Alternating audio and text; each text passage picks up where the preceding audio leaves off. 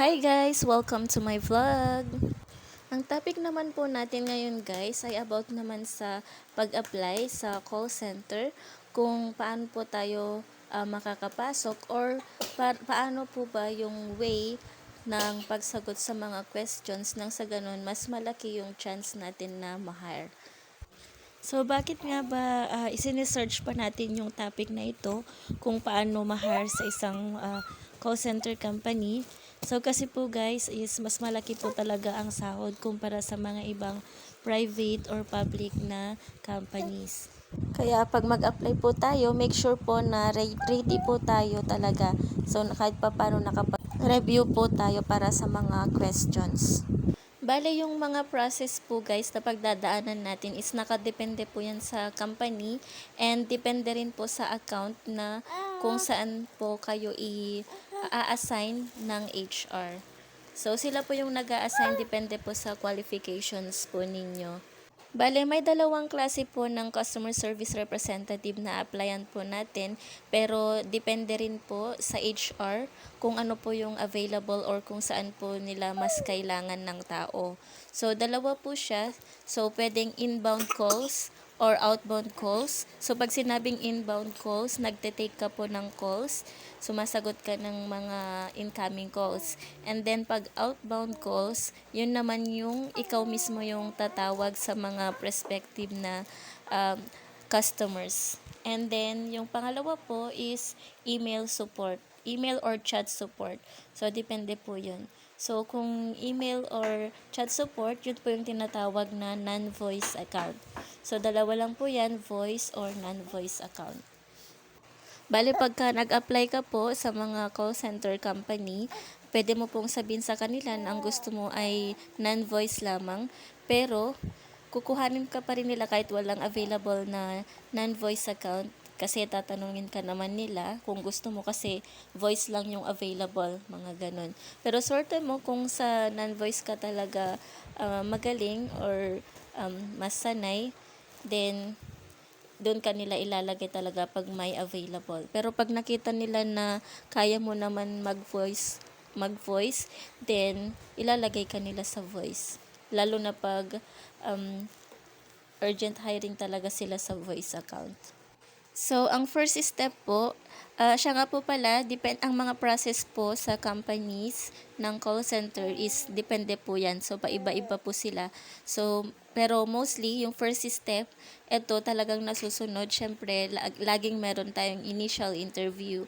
Pero kung expert ka na, marami ka ng experience, minsan, nilalagtawan nila yon. Parang dinediretso ka na nila sa mga exams, written exams, or typing exams.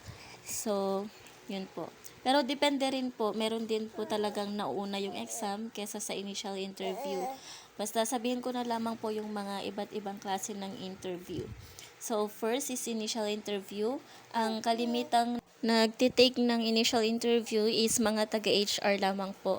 Parang sila po yung nag-i-initial sa inyo, kung sila na rin po yung magsasabi kung saang account ka ilalagay para alam nila yung next step mo. Kung nakapasa ka sa initial, alam nila kung ano yung next na process mo. So, sila na po yung nagde-decide niyan kung saan ka ilalagay. Pero tatanungin ka naman po nila kung okay lang sa'yo yung ganitong account. So, minsan naman, no choice ka rin naman talagang oo ka doon ka talaga mapupunta. And then, next po na process is yung typing test. So, ito, yung typing test and then yung mga online exam is depende po yan kung isahan na lang or iba pa yung sa typing test. So, merong hiwalay. So, yung exam po is mga grammars, mga versant, mga ganun. And then, next po is meron din pong nagpapa-mock call. So, yung mock call po na tinatawag is parang meron script na ipapabasa sa'yo. Kunwari, yung nag-supervise ng mock call is siya yung customer, then ikaw yung re-react as agent or yung representative. So, meron talaga siyang script, meron din naman yung wala, pero pag wala, minsan sa ano na yun ginagawa sa final interview. Pero hindi naman po lahat. Bale, ito pong next is malimit lamang po ito sa mga call center, pero meron po talaga na meron po silang behavioral interview. So dito sa behavioral interview, parang ini-interview ka lang din ng para sa initial or final, pero ang tinitignan nila dito kung paano ka mag-behave from the word behavioral sa kanilang mga questions. So, meron dyan yung parang paulit-ulit na tanong kung paano ka mag-react, bakit siya paulit-ulit. So, ang gawin nyo lamang po kung napansin nyo na parang paulit-ulit naman or parang hindi naman angkop yung mga questions. So, kailangan sagutin nyo lamang po siya in a nice way po. Yung hindi ka magrereklamo, ganun. Kasi dito sa behavioral interview, tinitignan nila kung kaya mo bang i-take yung mga calls na parang mga irate or yung mga parang hindi naman makatarungan na mga pinapagawa ng mga incoming customers, like that po. So kaya po meron tayong behavioral interview. So make sure po na sagutin nyo lamang po siya ng diretso and wala pong reklamo. So kung nakita nyo naman na yung nag-i-interview is parang iba-iba yung ginagawa, meron dyan yung nagtatanong sa'yo tapos may kinakalikot sa kung saan-saan, hayaan nyo lang po, basta continue lang po kayo sa pagsagot ng tanong kasi minsan way po nila yun para ma-test ka po. So, next po pala, aside po sa mga versant na and grammar na exams, meron din po yung tinatawag nila na Berlitz. So, minsan kung walang versant, merong Berlitz. Yung Berlitz po is bibigyan ka ng question or situation and then parang magkukwento ka, yun po. So, mayroon sila bibigay na situation or topic and then gawan mo siya ng istorya within 1 minute or depende po sa kung ilang minuto po yung binibigay po. So, ito po online exam po ito. Hindi po siya face-to-face na may mag-i-interview. So, yun po. So, kailangan po dito sa exam na ito, kailangan diretso po yung pagsagot nyo, walang dead air. So, dead air means yung parang titigil ka, tas medyo matagal na wala kang sasabihin. So, ayun, meron pa po palang isa na pwedeng nilang ipa-exam. Yun po yung pag-read lamang po. So, meron silang ibibigay sa'yo na papel or paragraph na babasahin mo at i-record po nila. So, doon po i-check nila kung tama yung mga pagbigkas mo po ng words. So, ayun po. And last po, finally, is yung final interview.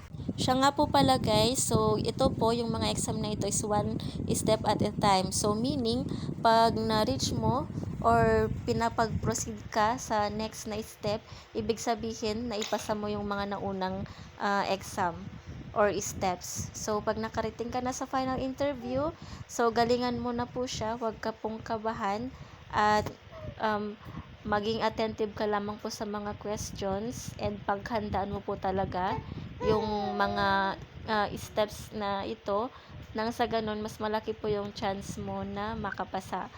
So, ayun po. Bale, yung sahod po pala, yung mga offer or packages, sinasabi po yan during the initial interview. Meron din naman na sinasabi na during final interview. So, pag sinabi na yon sa final interview, then medyo matuwa ka na kasi it means na ipapasa ka na sa final interview.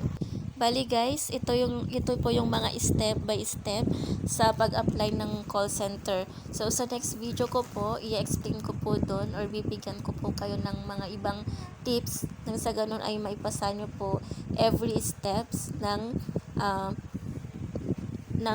process sa pag-apply sa mga call center company.